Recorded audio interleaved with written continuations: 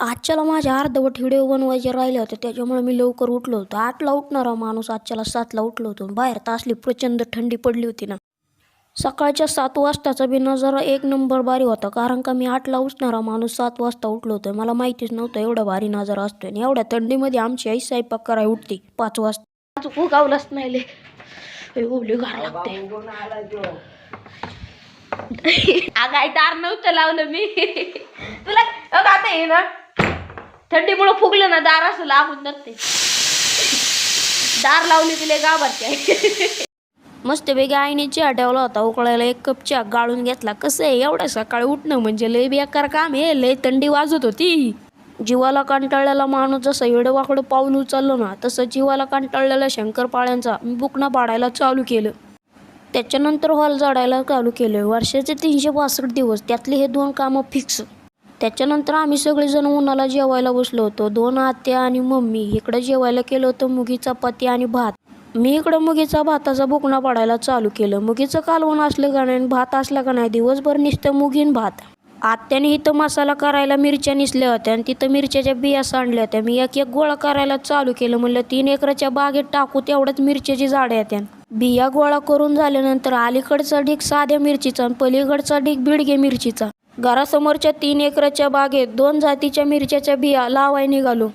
3 एकराच्या बागेत आल्यानंतर जागा शोधायला चालू केली. आधीच झाडं मोठी झाली होती तरी एका ठिकाणी जागा शोधली. सूर्यप्रकाश पण आला पाहिजे आणि अशी जागा शोधली. खांदून झाल्यानंतर साध्या मिरचीच्या बिया टाकायला घेतल्या. म्हणलं 2 कॉलम करावा, 1 साध्या मिरचीचा आणि 1 बिडग्या मिरचीचा. त्याच्यानंतर बिडगी मिरची लावण्यासाठी परत एकदा खांदलं, कारण का मुरमाटाचं रान असल्यामुळे ना मातीच नव्हती लागत, त्याच्यामुळे लय खांदायला लागत होतं. दुसऱ्या कॉलममध्ये बिडगी मिरचीच्या बिया टाकल्या. म्हणजे कसं लक्षात राहील, ही बिडगी मिरचीचं रोप आहे आणि ती साध्या मिरचीचं रोप आहे. त्याच्यानंतर रोपांना पाणी द्यायला चालू केलं. एकदम पाणी ओतलं तर डायरेक्ट सगळ्या बिया मिक्स होत्या आणि कुणी कुठं गेलंय तेच कळणार नाही, त्याच्यामुळे हाताने थोडं थोडं पाणी शिपडलं. त्याच्यानंतर घरी आल्यानंतर मोसंबी छलाई घेतली. त्या दिवशी पप्पाला मावशीने मोसंबी दिली होती आणि पप्पाने माझ्यासाठी ठेवली होती. पप्पाचा आपल्यावर लय जीव आहे बाबा.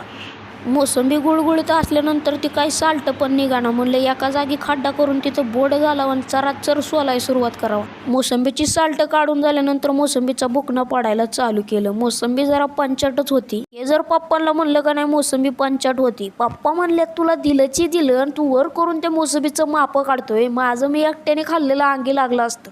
ए भगवान गलती हो गई, माफ कर दो, आइंदा से ऐसा नहीं बोलूंगा.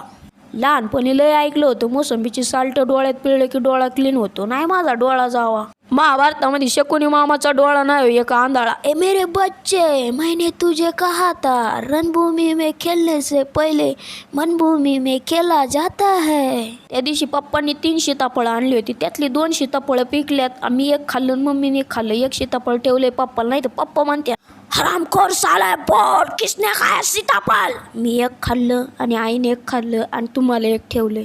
मी सीताफळ खात असताना आई माझ्या पुढं राहिली. आईला म्हणलं सीताफळ खायचं का? आई काय म्हणते खायचं का डोला आहे? आई काय त्यातलं बी खाऊ का मी? त्याच्यानंतर मी नाही बसलो होतो वालीच्या शेंगा निवडत. आई म्हणली 2 शेंगा निवडशी नाही, हे 2 गुलवशी नाही. आईला म्हणलं तुला सगळ्या शेंगा निवडून देतो, नको टेन्शन घेऊ. 5:30 वाजता आईने चहा ठेवला आणि परत शंकरपाळ्यांना बुडून बुडून मारलं आणि त्यांचा बुकना पाडायला चालू केलं. त्या दिवशी मोठा भाव आला होता, त्याने बेळ आणली होती. त्या दिवशी काय आम्ही सगळेजण जेवण झोपलो होतो, त्याच्यामुळे बेळ खायला काही सवडच नाही भेटली. मग आजच्याला आईने मस्तपैकी कांदा टोमॅटो टाकून बेळ बनवली होती. मग मी इकडं बेळीचा बुकना पाडायला चालू केलं. आईने पण इकडं बेळीचा बुकना पाडायला चालू केलं होतं. बुकना पाडते म्हणून दिसावं नाही म्हणून तिकडं तोंड केले. जेवायला केलं होतं बेसन आणि चपाती. बेसन भाकर पण केली होती. मला बेसन चपाती आवडते. सकाळची चपाती शिल्लक होती म्हणून मी इथं बेसन चपातीचा बुकना पाडायला चालू केलं. आजचा ब्लॉग आवडला असेल तर लाईक, सबस्क्राईब, शेअर करायला विसरू नका. भेटू पुढच्या ब्लॉगमध्ये. Good night.